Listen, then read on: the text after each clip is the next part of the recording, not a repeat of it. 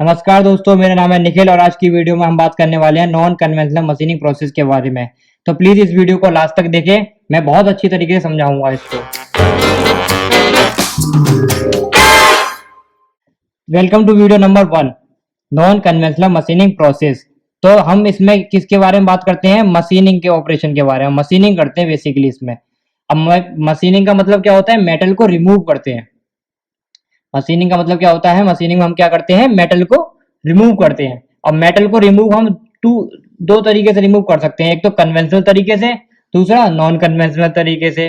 Conventional में तुम्हारे जैसे लेथ मशीन हो गई, लेथ मशीन में हम ऑपरेशन करते हैं, टर्निंग ऑपरेशन, फेसिंग ऑपरेशन, ये सब ऑपरेशन करते हैं ना। इसमें मेटल चिप्स की फॉर्म में रिमूव होता है, तो ये सब कन्वेंशनल मशीनिंग में आता है। तुम्हारा सेपर हो गया, ड्रिलिंग हो गया, प्लानर हो गया, ये सब कन्वेंशनल में आता है, क्योंकि इसमें हमें फिजिकल टूल की रिक्वायरमेंट होती है।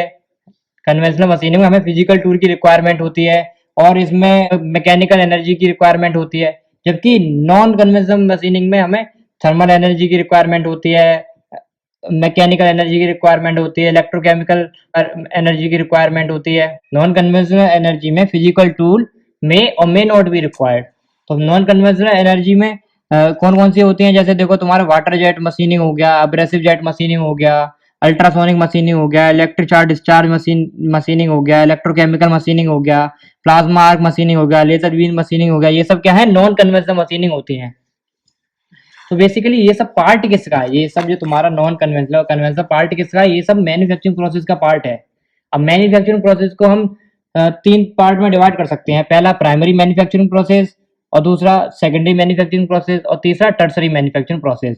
तो प्राइमरी मैन्युफैक्चरिंग प्रोसेस में क्या करते हैं? हम कास्टिंग करते हैं, मेटल फॉर्मिंग वगैरह करते हैं। तो इसमें क्या होता है? Basic shape and size of object are obtain. अब एक बार जब हमें बेसिक साइज और शेप का ऑब्जेक्ट मिल जाता है, तो उसके बाद हम उसको, जैसे कास्टिंग कर ली हमने, कास्टिंग करने के बाद जो हमें प्रोडक्ट मिला, उसकी सर्फेसेस, रफ वगैरह सर्फेस मिलती है।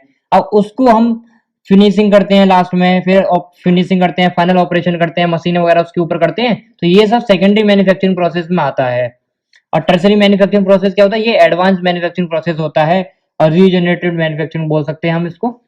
आज से आने वाली वीडियो में हम नॉन कन्वेंशनल मशीनिंग प्रोसेस के बारे में अच्छी तरीके से पढ़ेंगे। इसके एडवांटेज क्या क्या है, डिसएडवांटेज क्या क्या है, एप्लीकेशन का क्या क्या है, और सबसे बड़ी बात, इसकी नीड कहाँ का है, जो एग्जाम में बहुत पूछा जाता है। वीडियो कैसी लगी आपको, ये कमेंट में बताएं, और आपको वीडियो पसंद आई हो तो please like, share and subscribe जरूर करें।